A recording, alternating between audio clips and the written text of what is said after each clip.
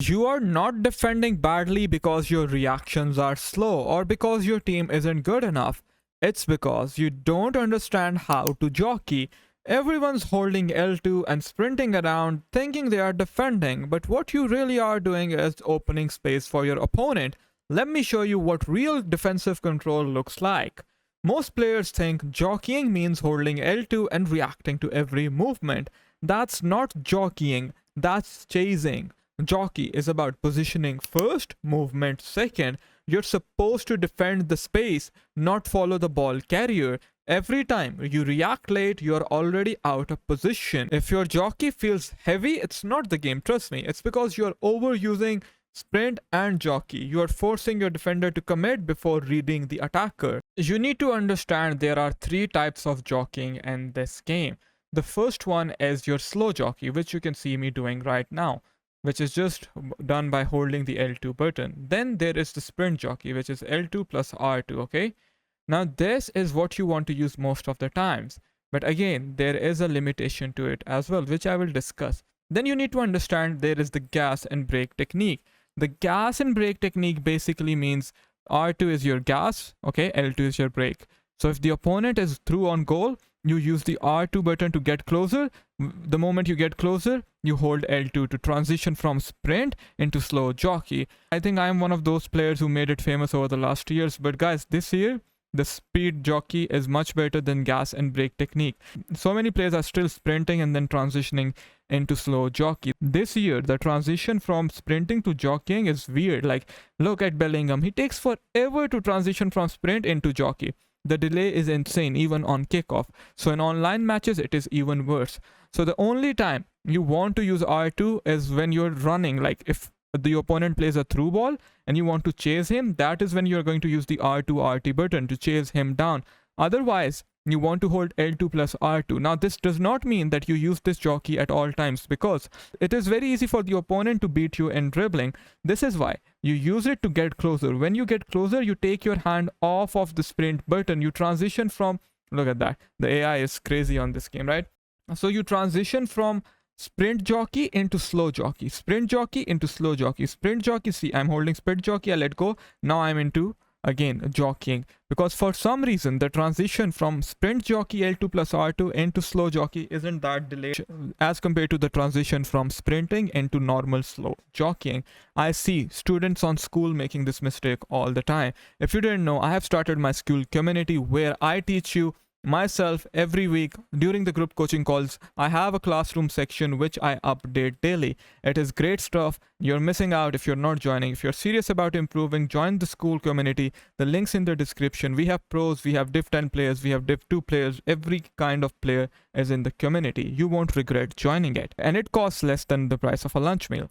Now, I have talked about this in other defending videos as well, but guys, you want to defend in numbers, okay? That is the key. Otherwise, you won't be able to defend against dribblers. But as you can see, while I'm cutting passing lanes, I am not holding slow jockey. I am trapping the opponent by using running a jockey, because jockeying is all about positioning. Defense is all about positioning, because if I guess him one-on-one, he has the higher odds even with improved jockeying. Look at this, for example. All right, I push up. Okay, I see I have pushed up. I will now do what? I will select Nuno Mensch by clicking L1 because he was the one second man pressing. Whenever you click L1, you will get the player who is second man pressing, and then I hold L2 plus R2 to put myself in this passing lane, and now I'm able to defend this pass, as opposed to if I was just running around. So many of you are running around like headless chickens in defense, and then you wonder why you're not able to defend well. Here with Saliba, I'm gonna sprint. Why am I sprinting? Because I can see a through ball being developed. So whenever there's a dangerous run, you will cover it by using sprint, because there is no point of jockeying here. These little things, they make a massive difference. Once I have covered the run, I switch to Nuno Mensch. I will use R2 again because I want to cover the space. Now with Marquinhos, I am putting myself in a position where I want to jockey, so I would use sprint jockey. But let's say this Robbie Keane was to come closer to me, I would let go of sprint and hold slow jockey. Whenever the opponent is closer to you, you want to use slow jockey to give yourself more control over your defender.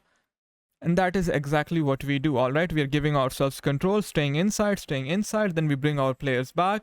stay inside, end up winning the ball back. You don't want to jockey 1v1 in most situations. Again, sprinting to get close. The moment we get close, using R2 plus L2 running a jockey. Now listen to me. The truth is most players know about the buttons. They know L2, R2, jockey, contain, even player switching, but when it's 1v1 they lose control. And that's not a mechanics issue, that's a mindset issue. Like I said, you don't want to defend one-on-one in most situations. You want to learn how to micromanage your players and bring them back.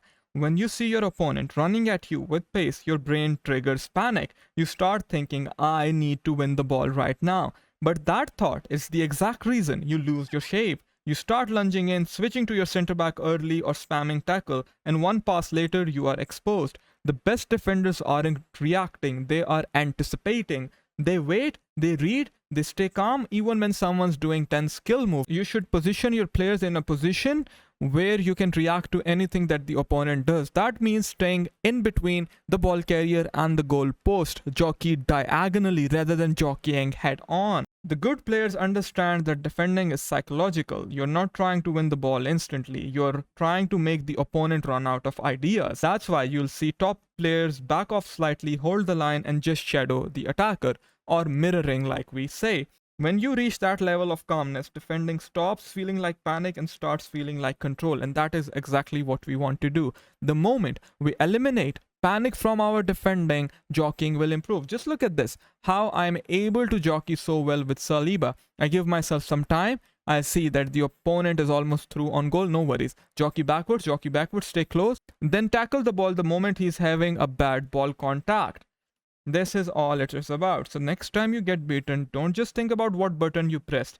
Think about why you pressed it. Were you calm and composed, or were you just reckless? You can't out-defend panic. You can only out-defend people who panic more than you do. Once your brain stops rushing to win the ball, your defending will instantly look smoother because you'll be in control of every movement. And that's what separates a Division 3 player from a real elite defender. Now check this video out here to learn how to attack against players who have such defending skills.